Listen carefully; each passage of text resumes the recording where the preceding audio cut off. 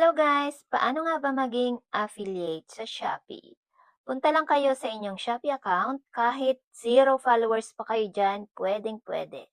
Pindutin ang affiliate program, individual, pwede nyong ilink ang inyong Facebook account, TikTok account, and then ilagay nyo ang inyong email tsaka phone number. Magsisend si Shopee ng code and then ilagay nyo dyan.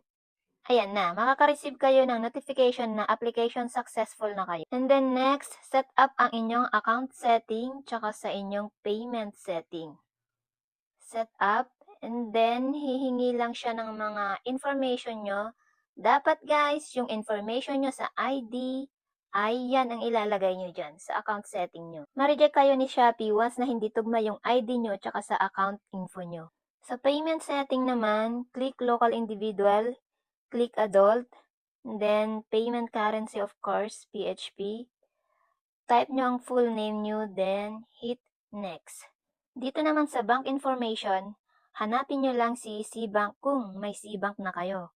Kung wala naman, just download CBank and then mag-create na lang kayo ng inyong account. Madali lang yun guys. Sundan nyo lang yung mga info na nakalagay doon. Ayun nga, kung may CBank na kayo, search nyo si CBank, then yung account number nyo ilagay nyo. Sa bank address naman, ilagay nyo na lang open online. Sa proof of ownership naman, screenshot nyo na lang yung CBank nyo. Dito naman sa tax info, BIR registered, just hit no. Pagkatapos, click OK. And then, take a photo of your ID. Then, click confirm. So, ayan na guys. Okay na siya. Submitted successfully. Pending pa yan guys. Just wait for up to 21 working days para ma-approve yung request nyo. Kung wala pa kayong Shopee Pay, just set up Shopee Pay para yung less than na 2,000 na commission nyo, dyan papasok. Ilagay nyo lang yung cellphone number nyo and then information submitted na.